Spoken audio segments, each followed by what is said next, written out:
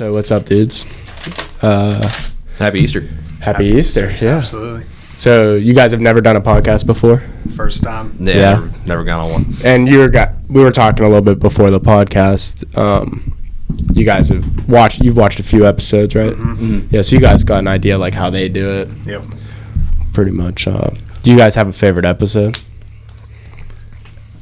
My wife's episode. Mm-hmm. Also my wife. That's like the most popular one for sure. Yeah. Yeah. I was All right. paid to say that. You were paid to say that?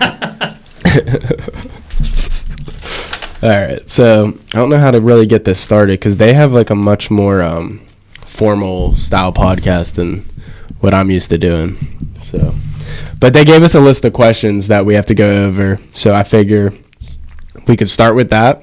And then if we have side conversations and stuff, just talk about whatever comes to mind. Just take it and run with it. All right, so let's do question number 1 that they want to know. I wonder if these are questions that their followers gave them on the Instagram page at all. Did they have any of them? Like people ask questions. Did they promote this at all? I don't know where they got these questions from. No. Did they just brainstorm them? I think they just brainstormed. Okay, so it's just them. I know Katie was talking with a couple of her friends back home about Ideas. Some ideas. Okay, Yeah, so maybe there's some input from their listeners that want to hear these things. Okay, that's what I was curious about. Okay, so number 1, what was something during the birth process that you weren't expecting? You guys got anything that comes to mind? You probably have a whole list of them. I know that I was expecting to be holding her hand, like kind of be up by the top half of the body, not necessarily just. The nurse and the doctor came in. They're just like, "All right, grab a leg, Dad." I'm like, "All right, cool. Well, I guess we're down here right on a." Like how you kind of like hopped in as part of the team. Yes, the delivery team. Yeah, I didn't know I was going to be part of the pit crew. That's a good way to put it.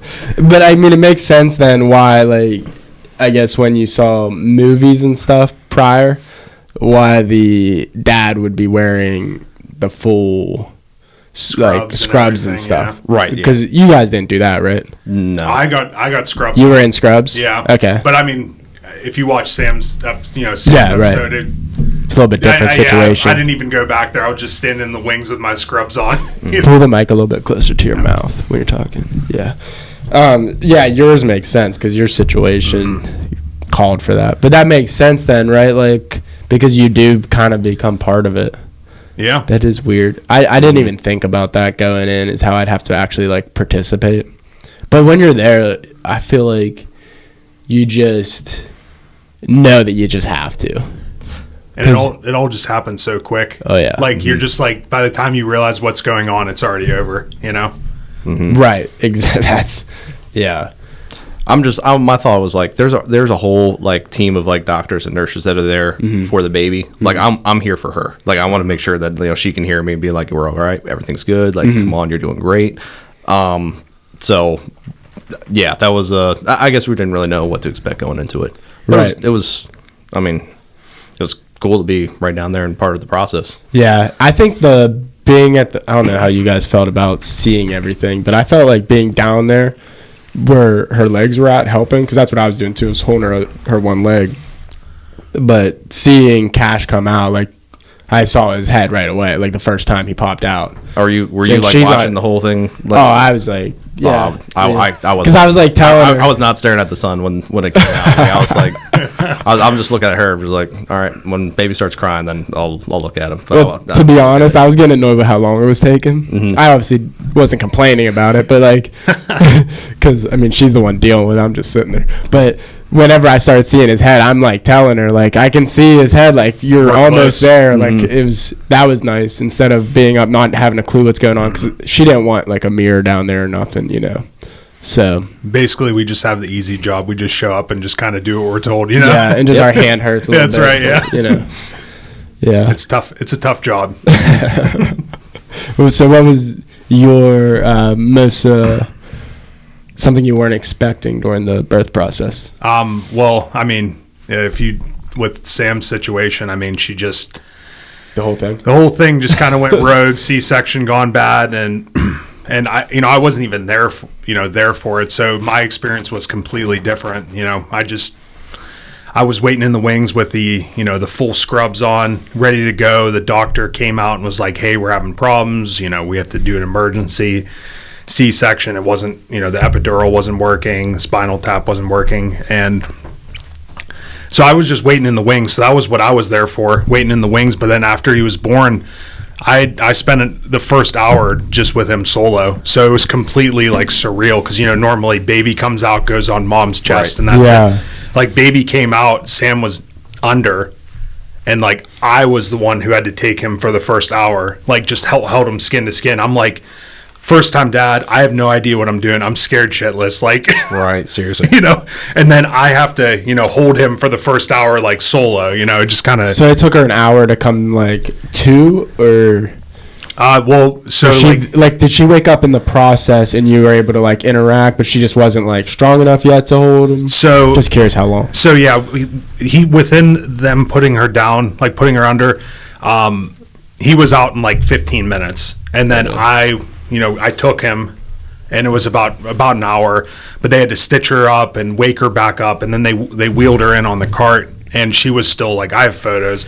They're kind of funny now that it's all said and done, but she was like completely out of it. Was stitching her back up, was that about an hour, or was it like? It was like the whole thing, like from the time baby came out, and then they started stitching her up. And then like I forgot all about like that part. Waking her up a little bit and kind of getting her like making sure everything's good, making sure they're like the stitch is all good and everything. It took about an hour like afterwards. So it was a weird hour. Like it was interesting. Definitely not what I was expecting going in. So Yeah, I don't know if I would be prepared going into it to be like there's going to be like an hour where your partner is not. Even with it, you're just going to be there with the baby, which is like a new dad. Yeah, which like now, like having him is like I'd take him for an hour all by myself, absolutely no problem. You don't have to think twice about it. But like going into that, I'd be like, oh yeah, that would make me a little nervous if I knew that was going to be part of the process. That's always been my thing. Just like whenever they're like newborns, like even like my niece and nephew when they were newborns, I was always like, I'm gonna wait a year until you're a little bit more sturdy, and then I'll hold you. And then it's like I get hit Mac in his first hour of life, and he's like so fragile and just so frail, and I'm just like, I gotta just do it right now. Like it's time. Like there's no time to think about it. You just gotta go. I don't think I ever really held a baby that was that small until it was cast. Same. And it was weird because he can just fit in my forearm at that point, But it just feels so different at that point. Like whenever it's your own, like whenever it's someone else's, you're like constantly worried, like, oh my God, like I don't want to drop him. Yeah. But whenever it's yours, you're just like completely different feeling. You're just like, this is fine, like no big deal. Well, especially when I feel like when you're holding your baby for the first time, like I know I'm not going to drop him. Right. Yeah. I got the grip. I'm holding on. Like there's no shot. Yeah, and you're not worried about just like being mad at yourself for dropping them or hurting them. It's like you also with somebody else's kid, you have them to worry about too, and they're a little bit nervous because baby's in somebody else's arms and stuff. Because at first I was worried watching other people hold them. Took a little bit to get used to that, but the other I just thought of the other thing I was not prepared for was the placenta. Like afterwards, like after he came out, like that was like the whole the rush of adrenaline, the emotion, everything, and then they're just like, all right, cool, and then they pull this huge thing out, and they're like, do you want to see it? I was like no. Well, you want I don't want to like pose with it like a fish or something. Like I had the nurse dissect it for me. Yeah, they showed me all the little parts in it and stuff. Yeah. Well, we were there for, I don't know how long you guys were there, but I felt like we were there for like ever. Just, what time in the morning? 6 in the morning, and then, it's like 6 at night. So I've been there 12 hours. I'm like, show me the placenta. I was like, what's up with that? I'm interested now. There's nothing else to do. Baby sleeping, mom sleeping. Like, Well, yeah, this was like, they took him and they were putting him on the scale and everything and weighing him. But, we still haven't got to hold him yet. And then they're just like, you want to see the placenta? I'm like, no, I want to see the baby. Like, no, I don't want to see that, giant, stingray looking thing. Like, go and throw it back in the ocean. Like, I just want my son at that point. So I knew that some people will, eat the placentas. So that's why I had a little bit of curiosity to what exactly it was. So we talked about that a little bit before. I'm like, I understand, like, there's like nutritional stuff to it, but like they make like pills or something. Like, yeah, you can have it. I think you can have it like cooked and turned into like capsules. It's just weird. I'm like, yeah, it's not something we did. If I'll anybody, take vitamin C. Yeah, exactly. If anybody Right. does that, like, I mean, I totally power to you. Like, that's I get it. We weren't down with that, but I was curious about it just to see, like, what was all involved in it, and like, I don't know, just because I didn't know anything about this. This whole thing was brand new to me. I never really cared about the whole process, but now it is kind of interesting understanding like the entire birth process from the beginning to end. My thing was I didn't have too much stuff that I was surprised by, just because we hired a doula. Mm-hmm. So the whole thing, we had like multiple meetings prior to where we went over everything and like the whole birth process, because we had to write it down and stuff.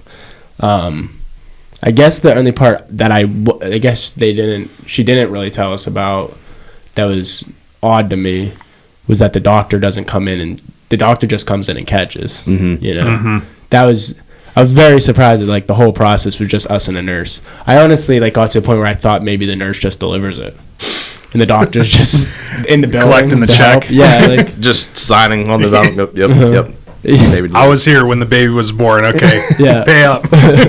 Right. That was probably like the only thing that kind of shocked me when we were in there, which I honestly preferred it without the doctor in there. When the doctor came in, things got more stressful because the doctors are a lot more I don't know what the word would be, but for like they're more forceful with their opinions. Mm-hmm. I guess then the nurses are more laid back and more like, it just seemed like a better atmosphere. And then the doctor came in and then brought in her whole team around her, mm-hmm. and it was just like a whole different atmosphere, like almost like a set, like a TV set just happened, because you went from calm, like we're just pushing, and to let's make this thing happen, mm-hmm. like a production. Dramatic music in the background.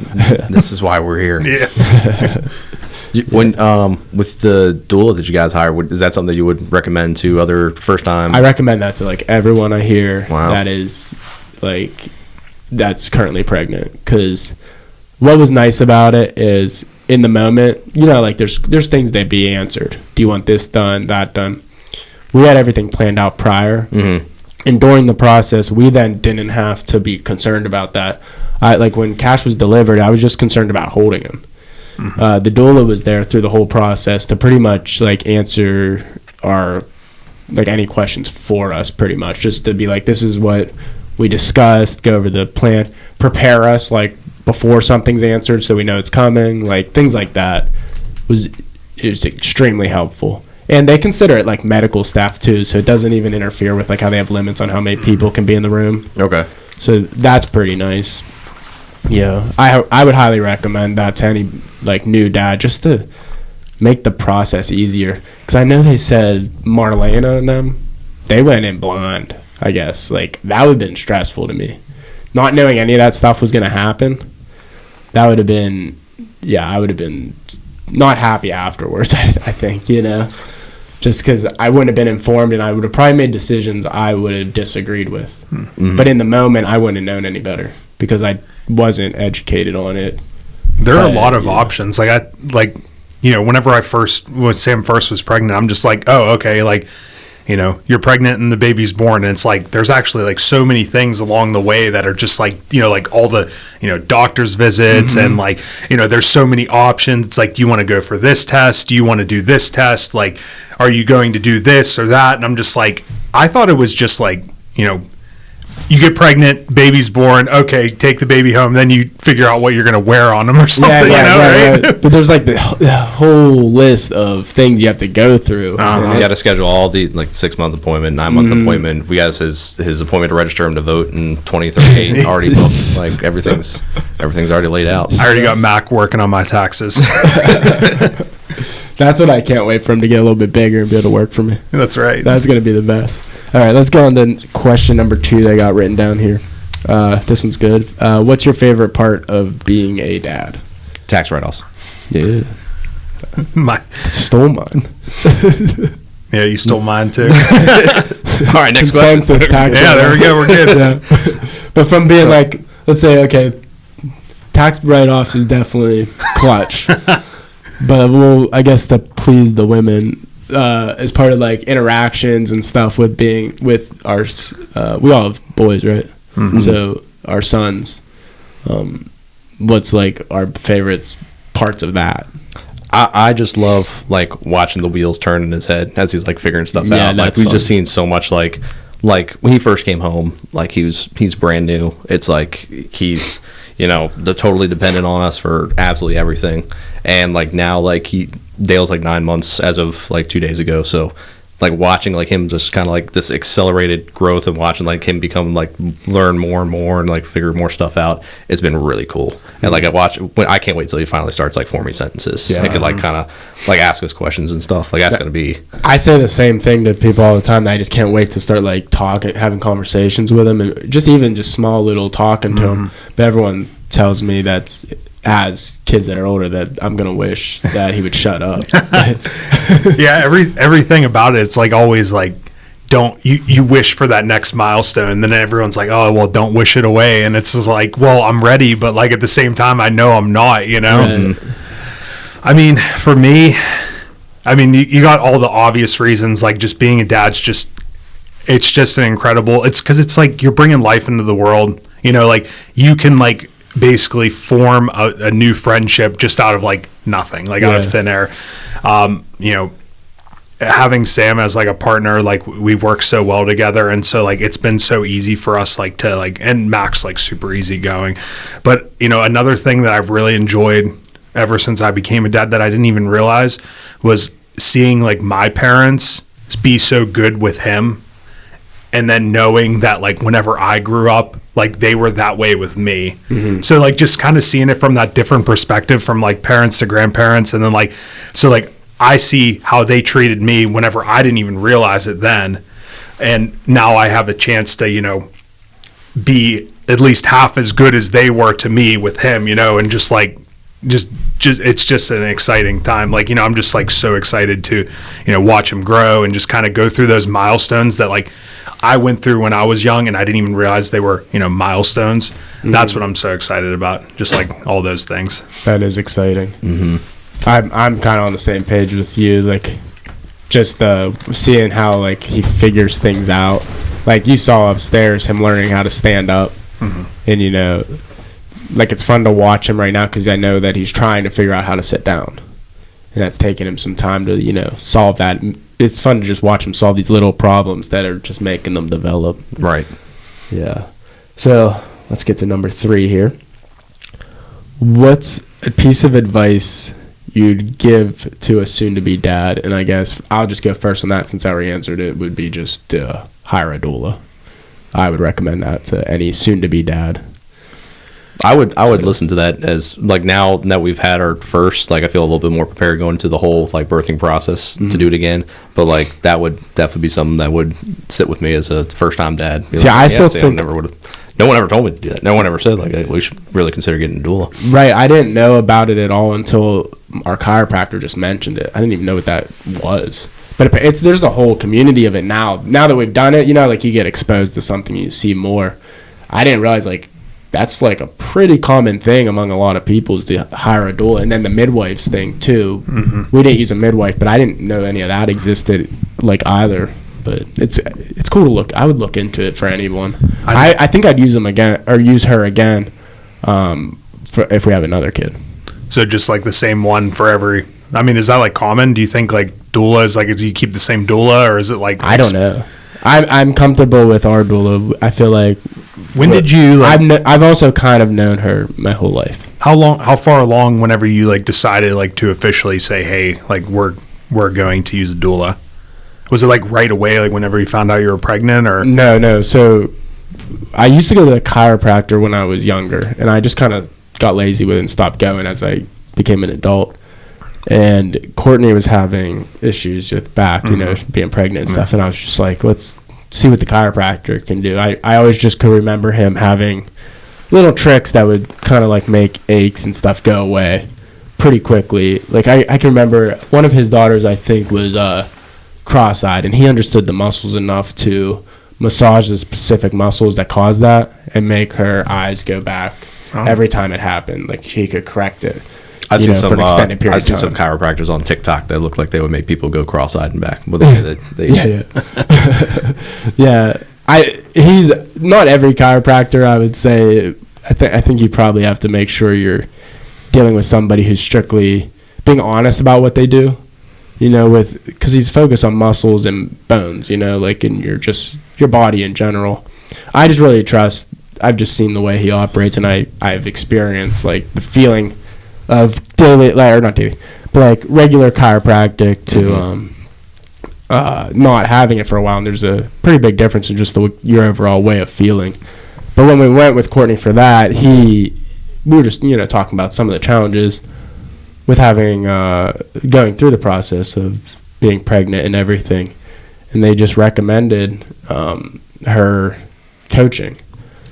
But there, though, we obviously went to the hospital, but they're like big on home births, and I didn't even realize how common that was. Is that so many people are just giving birth in their houses, but now I'm like way more into that idea. Now I'm obviously not. It's not up to me if that happens, but it ain't like my wife. She didn't want to do that. She wants to be in the hospital, go through that whole process. Well, I like to think your input matters, and where things are going to happen. I don't know about with how she delivers a baby. That I didn't have to deal with any of the bad parts of that. Yeah, I would just leave it. I'm just going to leave it up to the wife. If it was me, I think I would be attempting the at-home birth. But I'm turned off by the hospitals in general. So that's where like sometimes with my advice. Yeah, people have to realize I'm very turned off by just the medical environment and stuff. Mm-hmm. So, yeah, whenever he suggested Emily as the doula, we sat down and talked to her. It just made sense. Mm-hmm. Like, I didn't know what the heck was going on, no clue. Courtney barely knew. And how are we going to cram all this information and try to figure out what's important that we need to learn in like a 9-month period when she's given birth at home. She's been to countless births. So I figured she is pretty well like hands-on experience-wise to give us the proper coaching. So. Well, and even if you are as prepared can be, I mean, if you're going out and you're finding someone like that, like a doula, to come be a part of your birth process, you're probably on the more prepared side as far as parents go anyway. I mean, baby could come at like 2:00 in the morning, and you could be through like hours of pushing. Like you have your whole birth plan like already set and written out, like going into it, and then like as things keep going on, it's like you said, what did you say, Pitocin? Yeah, sure, whatever. Like go ahead. Like, you could be totally out of it like by that just witching hour of the morning. Yeah, I didn't even know what the Pitocin was. So luckily that was one of the things we went over beforehand to make decisions, and yeah, just every example I can think of, just knowing ahead of time was nice. So it would be nice to just have a professional there just for, like, as an ambassador for you to make sure that, your stuff's getting taken care of too. Yeah, I feel like that should be more common, just like a coach. Even just to be able to find somebody. That's what we're there for, Just simplify things a I little felt bit. like I would probably have, if she wasn't there, I think I would have caused more chaos than needed. I think the advice that I would give a new parent or a new dad would just be take as much time from work as you possibly can right in that first stretch. Like we had I had about a week's worth of leave that I could take, and our work had just come out with this new program where they were giving out like 2 weeks of paternity leave for all like new parents, but I wasn't working for this company for a year yet, so I didn't qualify for that. So I would have had 2 weeks paid, and I could have added that onto everything. And I honestly, like, going back, I wish I would have taken 4 weeks and taken as much unpaid in between as I needed to, just to be completely removed from work for that whole process. Because I tried to work from home. I had like 1 week completely paid, and then I had 1 week where I was just going to like work from home. And I wish that I just was completely 100% present for everything as we try to figure that stuff out. I agree with you there. I didn't get to be home like at all. I pretty much went right back to work whenever she came home. But I felt like I was missing out on a lot. I just didn't really have an option because I was just starting working for myself and I'm an employee and stuff. But I would agree that it'd be nice to be there, present. You can tell the connection too, like the women have with our childs, from that process of just like the stay-at-home mom aspect. Your your wife stays at home now too, right? Mm-hmm. Yeah. Yeah, so you guys probably definitely can see like there's different benefits and just their presence with them all the time. There's such a like benefit to their development. Well, yeah, but and their like, relationships. Even if she's like staying home with the baby for like this indefinite period of time, like for that first month, let's just say, if she's there for the baby, and we're there for the baby too, but if she's there for the baby, like I could be there for her, you know, because she's a new mom. She's figuring this whole thing out. Right. Like, and this, we're both losing sleep. We're both trying to figure out, you know, how many bottles do we keep prepped and stored? Like how much time do you put pumping? Like if somebody could figure out for breastfeeding moms, like a little like strap or something that she could just be sleeping and you could just like kind of Mission Impossible down the baby onto her boobs so that like he could eat while she doesn't have to really wake up. Pumping kind of does the same thing. You just pump and store a bottle, but you know what I mean. Like, but they still wake up. Like Courtney would have to wake up in the middle of the night and pump. Yeah, working full time like she was, and then trying to breastfeed was extremely difficult. Oh, yeah. And then him being in daycare, I also think had her body a little bit messed up with on how much it should produce. Mm-hmm. And that's another thing where like when you're able to be present, like at least for the women, is that their body is doing what it's meant to do in that process. When she's like at work, it's taking her away from like how her body's supposed to interact with the child. And then, you know, if we were able to be there with them, like you were saying, you know, longer periods of time, I just feel like it helps them be more comfortable as they're like, you know, they're just now into a new world. Mm-hmm. And I'm sure it's stressful even on a newborn, like not knowing what they're seeing unknown, and all that, and having like their parents there to comfort them is probably pretty crucial. I got really lucky with my work. They gave me 16 weeks fully paid. That's crazy. That's awesome. Yeah. And so I used 8 weeks right off the bat, and then the other 8 weeks I can use any time in the first year and a half. So we've been kind of breaking them up for like vacations and things like that. And Sam, she took time off work like the first 4 months. So she was like strictly like Mac, like all Mac. And like, I love her for that. She like, even when I went back to work, like she was like so invested, like she just was nonstop all day. Now in the new year, she's like been doing like some part-time with her job. So like at night, whenever I'm done working, she'll go to work and just kind of do that switch off. So we've gotten really lucky, especially with like her flexibility with her work. My like primary, like I'm like majority work from home. So I've gotten like really lucky with that. But yeah, I mean, I totally agree. Like take as much time, even if it's, I know it's like not always possible for everyone, but like if you can bear that extra week or a couple weeks, just do it because it never comes back. Yeah, I agree with never you guys. It's one time. Yeah. Per kid, but it's one time. Yeah. I definitely agree with that as being the one who wasn't able to be there at all. It'd be nice. I would definitely prioritize that. So we'll go to number 4 question. I didn't think these would be enough questions. Or I figure we would need more of these, but our conversation has been going pretty good. Yeah, absolutely. Mm-hmm. This is pretty good. Perfect amount of questions. All right. Got a runny nose because my daycare kid gets me sick. Are there any sacrifices you have made since becoming a dad? Not sleeping the entire night. But I can't say that. Let's cut that one out because they're always up more than we are. I don't wake up really. So. I mean, the first time that she told me that I slept through him crying in the middle of the night, I felt like the biggest piece of shit. You swear on your podcast. Like, she's like, I woke up and I fed him a bottle. I'm like, I didn't even wake up for him. Oh my God. That happened to me one time. We were at a wedding. We went down to the Rivers Casino and I ended up drinking a little bit too much. You know, it was just like 4 months. He was 4 months old at the time. Like we hadn't been going out. So like, I guess like my tolerance was way down and I just kind of overshot it. Yeah. And I passed out and I woke up at like 8 a.m. and Sam's like, I was like, oh, he slept through the whole night. And she's like, no, I woke up and changed his diaper and fed him. I'm just like, oh shit. So I'm just like a really heavy sleeper. Working in the oil field, I would sleep at work when we had downtime a lot. So I can sleep with like heavy machinery You know, I've just like trained myself kind of to be like that. So when him crying very rarely will wake me up. It's not really loud enough, especially with him being in another room. But I tell my wife all the time, just wake me up if you're too tired. Like, because I don't have a problem with getting up. I just don't hear him. Yeah. And but she's just like, it's so much easier because I make it more of a hassle. Because I don't know, I can't get him to sleep. We don't have the same bond that like he has with her, where like he has the comfort. So like if I wake up and take care of him, like I can change his diaper and stuff.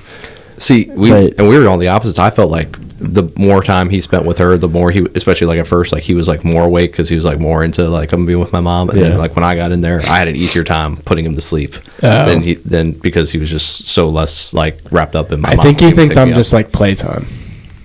Like, because I'm always just trying to make him laugh. I'm always just doing silly stuff with him, and I think. Because even like our dogs that way, Courtney always makes the joke that our dog thinks I'm a toy, and I said to her the other day, I'm like, Cash thinks I'm a toy too, you know. So when he's with me, he just doesn't. It would be crazy. He'll be like, you know, crazy when I'm trying to hold him, put him down or something, and she takes him and he just like hugs her. He doesn't really ever do that to me. He doesn't have that. We just don't have that same like comfort bond. So she just like will just do it and not tell me. But luckily, she said. He's been sleeping through the nights recently, but yeah, I am definitely the not helpful one at night. Yeah. You know, another thing, like the big sacrifice, and I just thought of it on Friday. We went out on a mom and dad date night. Grandma was watching Mac, and you know, we went to that puttery place. It's like a new mini golf place in the Strip, and we ended up going to Permandy's afterwards. So it was like super low key. It was just like, it wasn't like anything where you get too dressed up or like you're like big night out on the town. But like we were like walking down to it, and I was just like, you take that for granted, like just like how before you had a kid, it was just like, oh, you just get up and go and do whatever you want. Now it's like you have to like think about things. You have to be like very methodical. Like you have to arrange care if you're going to just do like a mom and dad thing. And you just have to be like so flexible and willing to make those sacrifices. Like, hey, you know, you can't just like get up and go at any given moment, you know? And that's definitely been like an adjustment because they eat so often. Yeah. You have to be prepared. Or they have to nap at a certain time, and you got to not totally throw off the routine. Yeah, even if you're bringing them, like whether you're bringing them or whether you're trying to arrange someone to watch them while you go out for a few hours, it's like, okay, well, he sleeps between this hour and this hour. Like, we should probably drive down at this time so he sleeps in the car. And whenever he gets there, we should feed him before we go in and stuff. And it's like, well, is this restaurant going to be like good for children, or like if he starts crying, like what are we going to do? Like it's just like constantly like you're thinking about like 5 steps ahead. At least I am, and I know Sam is too. My dad used to tell me, it's like when you have your baby for the first time, it's like you'll notice that you like stop hanging out and you stop seeing a lot of like your guy friends, and like all your friends without babies, like you don't see as much. I'm like, well, it's more or less because I never realized how much of the stuff that my friends planned and did was all like so spontaneous. Like, hey, how about tomorrow, guys? You want to go play 18 golf? And I'm like, you know how much prepreparation that takes for me? Yeah, my friends are like an hour before. Yeah, like we're like 3 weeks out on that. Like, can you call me in like, you know, give me a month notice or something? Yeah, I'm like, if we can plan something like in a week or 2 weeks, or preferably a month ahead of time, like absolutely, I'm good for it. Yeah. And now like that's even doing something with your spouse is even more of that. Like you've got to try to plan around your baby with your spouse, or something that's like, dates are important, but you have to make them a priority to go out and do something together. And then you also have to have that scheduled out ahead of time. So yeah, no, the flexibility in your schedule is absolutely something that the freedom and the spontaneity is a sacrifice, but it's still something that you got to do. It's still something that you got to prioritize and do. I mean, you always, just like anything else being a parent, like you just make it work. Like it'll work, you know, like you're not going to, there's no other option, you know, like everything that you do, it always just ends up working out. Like, so I guess that's another thing. It's not really part of the question, but like you're doing all right. Like if as long as the baby's still breathing and, you know, has a good place to sleep and stuff, like you're doing all right. Like there's so many like many conversations, many decisions that you have to make throughout a day. And, you know, you might be sacrificing for yourself, but sometimes that sacrifice is all for the the good of the whole situation. So absolutely, yeah. My big sacrifice is just I haven't got a chance to play music nearly as much as I used to. Really? My amps are loud, but our studio where I have all my stuff set up is like right next to his room. So I'm like, if he's sleeping, I can't really play. So Yeah. that's just a little outlets kind of get. You don't lose them all together, but you definitely lose a little bit of the flexibility, freedom. Yeah, that's what me too. Like just hanging out with friends, that's where probably one of the bigger sacrifices. Not as often, because you got to plan out. I always try to go like when you're talking about like restaurants and stuff that are friendly or whatever. I've been like within the mindset of I'm not letting it interfere with it. Like Right. if we're going out to dinner, like I'm just going. He's pretty good in like a carrier, so I'm like I just put him in a carrier, sit there at the table, we're gonna have dinner. yeah, You know, but like you were saying, the spontaneous stuff, sitting at dinner and being like, hey, you want to go to the bar afterwards? Like that stuff's gone. yeah. It's we got to go home. He needs to go to sleep because if you don't get him to sleep, then it makes things The whole so night, much worse. yeah. It depends on the kid too, because like when Dale was going through his whole like spitting up like 14 times a day thing, we would never have taken him out to dinner. Yeah, either. that Like, is a pretty. sometimes you just have a baby who's going through something where like that kind of Just never. kind of you have to. It's just not worth the stress of Yeah, going out when and trying you to would worry go about out to that. dinner and he would be spitting up, like how is like cleaning up? Like I would dealing with that, like the trying to like explain to them like what's going on, server and staff, because Well, I mean, him, people are just was like- it like super messy, or like the way Courtney describes like what was going on for you guys just seems extremely like traumatic. Well, it was like projectile, like Yeah. vomit, like one out of like every other time was projectile, and it was probably we didn't know how bad it was till we actually got a friend's mom to like watch him, somebody who like worked with infants and toddlers, and she like kind of tallied how many times he threw up and how many outfit changes he had in the day watching him. Yeah, And it was like, sound- this is not normal. It sounded like So- you were just adding a full-time cleaning job when you're out in public, right? Basically, yeah. So like taking him out to like just go grocery shopping was like preferably not if we can avoid it. Like Right. like Just have one of the parents go and the other one stay back. Katie would much rather have like I stay back with him and like go out and do and then the shopping and and then she gets that little bit of a break too. exactly Yeah. So like taking him out to dinner was just like very like people know babies throw up. People understand like there's spit up that happens. But when it's just- excessive, it makes the stress level. Yeah, we just I can only imagine. we got a lot of good quality.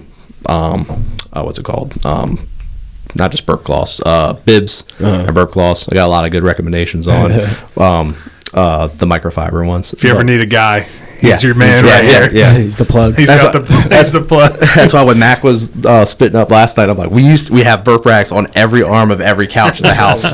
Like I got one like within arm's reach, and then being at her parents' house, I'm like, oh shit, where are they at? All right, so that was our sacrifices. Oh, has your wife made any sacrifices? I don't even know where. I'm not really gonna. I can't go through every sacrifice Yeah. she's made. She's made them all. Significantly more than us. More than us, yes. Yeah. Yeah, she sacrificed Sleep, sleep for one, for sure. healthy yeah. eating. Like I remember when Sam was pregnant, and even afterwards, like that's why we did that Hello Fresh, because it's like she has a full-time job, especially like whenever he's like first born. It's like all you want to do is take care of him, and then it's like so many other things that she would find joy in, whether it be something as simple as like vacuuming downstairs or watching a TV show. Like, nope, can't do that. Like, full-time job. It's like, hey, you have career aspirations, got to put them on hold. It's just like, so those are probably the big ones. Just like enjoyment, job, Sacrifice. sleep. They literally sacrificed their bodies, That's right. their Yeah. sanity for a lot of it. Like, let's be real, they changed. Oh yeah. They're a little bit different now. They like, are. I mean, they're going through like hormone changes and everything. Stuff that we'll never really understand. They're all over the place. That's where sometimes like Courtney will like have those kind of moments, and she'll be afterwards asking me like why I dealt with it, and I'm like, I don't know what you're going through. Like One of us has to be the steady one. Yeah. But like career thing, like anybody who's left a job to stay at home, become a full-time mom, has basically sacrificed not just your career, but like part of your identity too. Like you're like just a mom, and if you're like somebody who thrives on like positive feedback, like if you're somebody who's exceptionally career driven, or you really have a lot of motivation at work, your babies don't give you much feedback. They're not like, good job, mom, you had a good day today, you really killed it. Well, you get them laughing. That's good feedback. Well, yeah, but they could be crying the next second. Like, laughing is just like a better way to spend the time than nothing. Yeah. But they're not giving you that positive feedback back about like you keep them alive another day, and then the next day they're also alive and they're doing a little bit more. Hopefully they weigh a little bit more. Yeah. So it's not like a really rewarding job if you are a reward driven person. And I know that for Katie's case, like they're not losing, but yeah, I guess losing that kind of individuality and like not having that title for yourself anymore, definitely stuff. Definitely stuff. It's also hard for a woman when she goes and becomes a stay-at-home mom, which that job of being a stay-at-home mom, I believe, is like super important to our society. But when a woman does that, they have to also, when we're talking career-wise, they're putting on their resume that they potentially could do that again, you know. And to an employer, they look at that when they're making decisions on like who they're going to promote, who they're going to hire, and it can really affect a woman. So like when she's making that decision, she has to be like aware of like how that could impact her the rest of the way. You know, I need to clarify that I've never, when looking at hiring an employee, looked at if they were planning on having children before. Really? Yeah. You never? No. Oh. I mean, that would be a super big no to do. Really? That. Yeah. That would. I would just assume that they do that though. I would assume that some of them somewhere do. Yeah, like off the record. Yeah. I mean, we were looking at hiring some people, like, and I've been doing I've probably done like 10 interviews in the last couple months, and I know that some of them were had I think 2 candidates just had kids, and I was like in my mind I was like, damn, you just missed like the parental leave. You should have joined like a couple months earlier. That hurts my heart after the year window of working with the company having extra time. I'm like, yeah.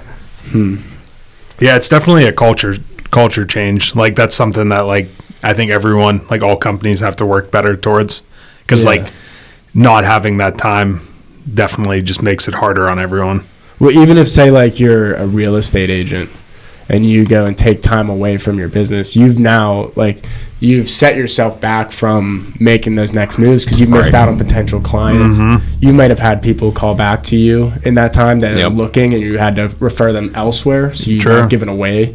Like there's just so many sacrifices that come involved with somebody who does become a stay-at-home mom. And your job could be seasonal. Like it could be the busy time, like for a real estate agent, or if you're in work for yourself. Like it could be like we're about to go into winter by the time I'm ready to go back to work, and there's just not much work going around. Yeah. So I wish our society was still more driven. It's really financial that's caused it, but more driven towards more stay-at-home or even stay-at-home dads, but like a stay-at-home parent figure in the house, you know. So what were we on? It's my wife. Okay. What's the best advice you've gotten from another dad? I mean, my dad has given me loads of like little bits of knowledge. Basically it just kind of boils down to just like enjoying every moment, because like he's like from how we were talking earlier, like he's been through it all with me, and now he's seeing me go through it all. So like be open, be like available, be like 100% committed to your relationship with your child. And I mean, that's kind of, you know, what he's basically instilled in me. He hasn't exactly said that, but you know, you can just kind of feel it, you know. So just like being just 100% all the time. Like it's hard. It can be difficult, especially if you're working all day and then you come home and you're like, I'm burned out, but you just kind of have to be like 100% there all the time. I've heard from a couple of dads saying like, don't ever wish for the next phase, like the next part of life, because you don't want to like skip. You won't get this one back. So not to be like too focused on like where the next thing is going to be. Like I'm as excited as we all are to, you know, play catch Right. To teach him how to ride a bike.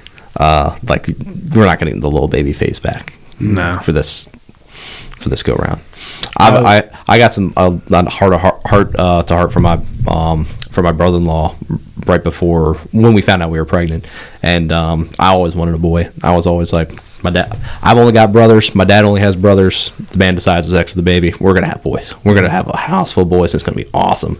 And then he pulled me aside once we knew that we were pregnant. He's just like, listen, Jake, having a little girl will like change you as a man. Like it'll like push you to be the best version of yourself.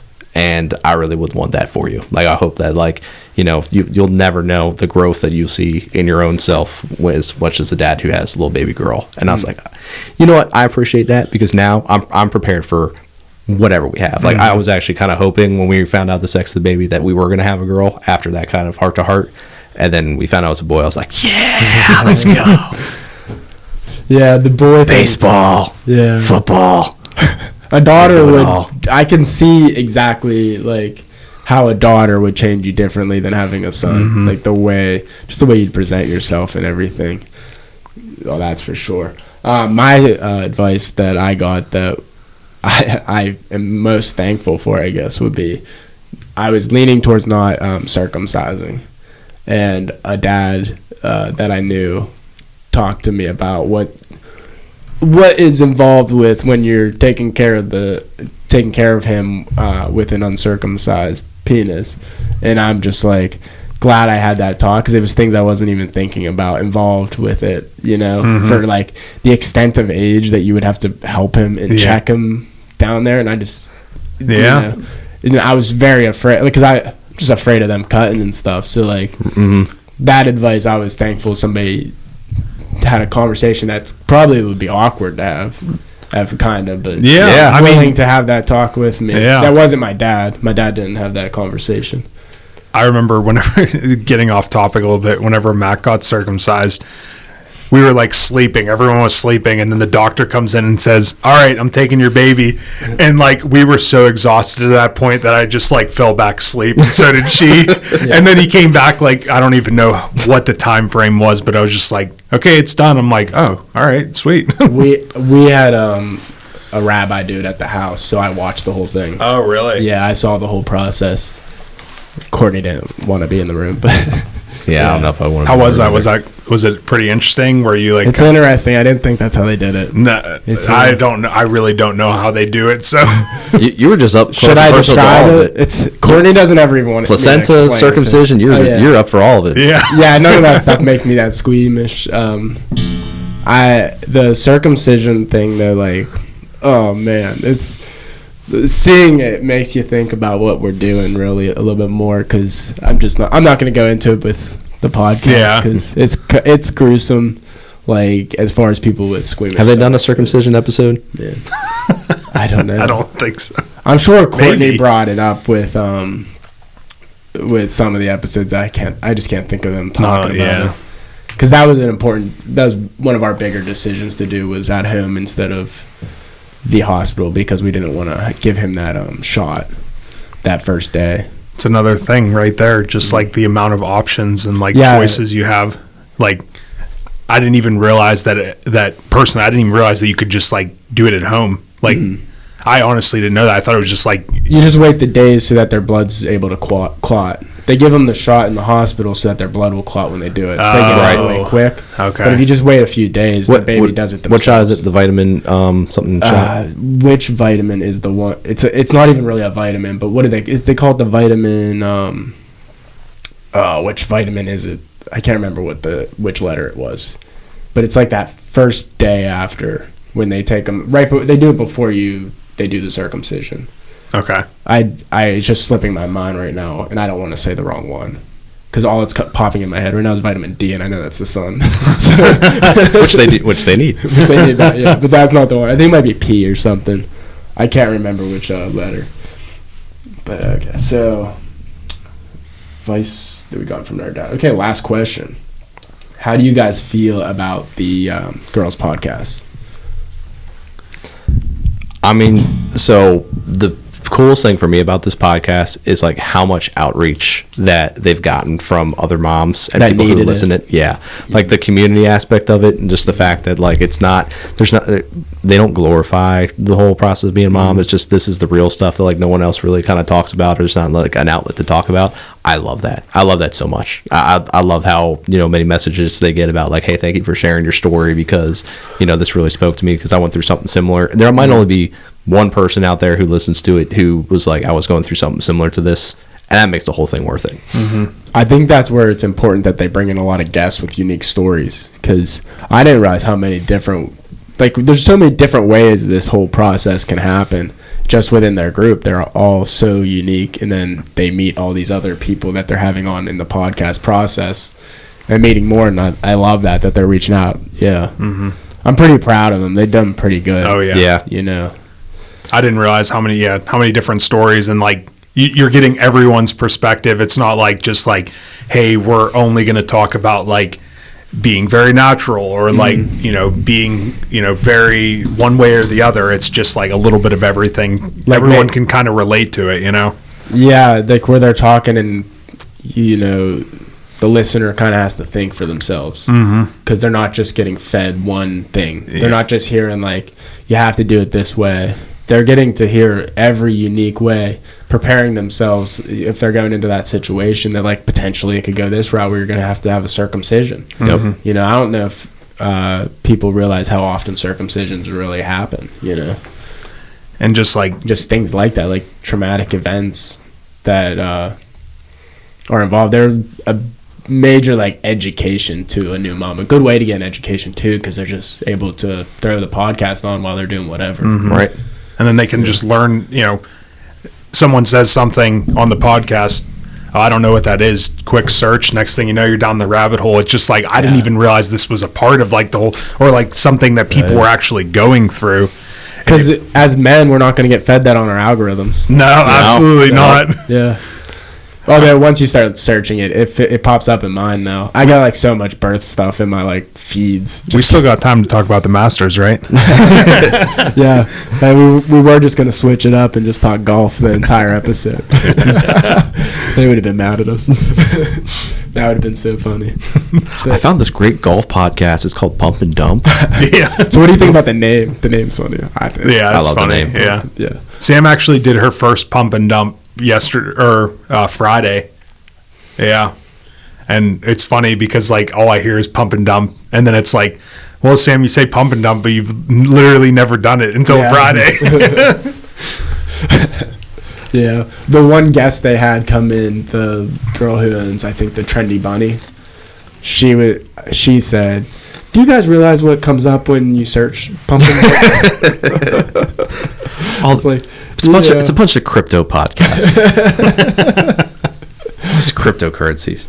She's like, it has nothing to do with birthing, but I was like, they're making it. But it works perfect when you understand like what pumping their milk and dumping. So yeah, I think it's a good name. I like it. I like their whole podcast in general. How do you feel about the success of the podcast?